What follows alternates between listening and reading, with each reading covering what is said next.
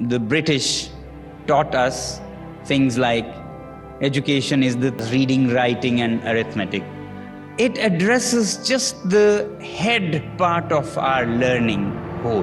Head alone cannot be of helpful in life or beyond, but to develop yourself completely, not just with the bright head, which of course is what you get from the algebra and arithmetics and physics and chemistry. Unfortunately, most of our schools in the so-called modern world limit themselves to just this head part. And therefore we get these deformed people with a big head and crippled hands that cannot do things.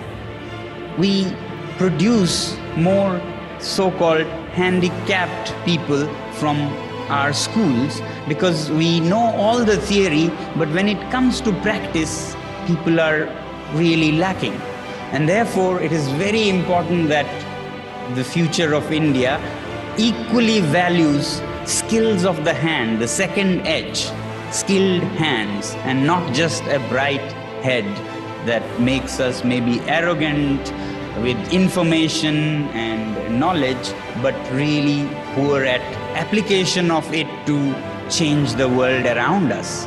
And therefore, the second edge of hands is very, very important. So don't lose any chances where you can apply what you learn in classrooms into real world. That's when innovations take place, that's when problems get solved and products get made. But that's not enough also. Just head and hands alone cannot solve the problems of the world.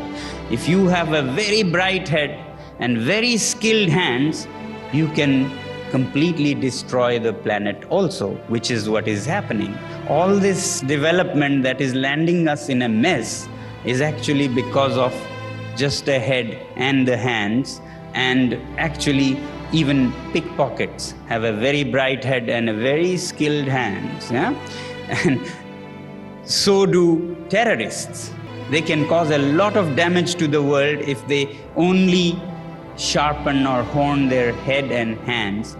It will not be complete until you have developed the third edge, a kind, compassionate heart. And that's what is missing in today's world.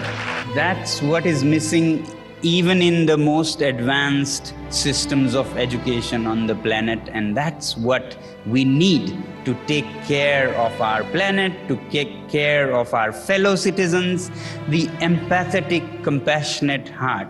And I would very much urge that our schools in India, particularly schools that are, very progressive like yours, should not only follow what they do in Cambridge or IB, but should dare to lead the world. The West doesn't know this. They hardly go beyond head and the hands.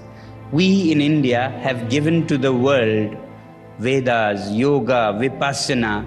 It's time that we led the world with a more holistic approach to education, where developing the heart, the kind heart, is given equal importance. Because all the crisis of today is because of all the industrial development that we have seen.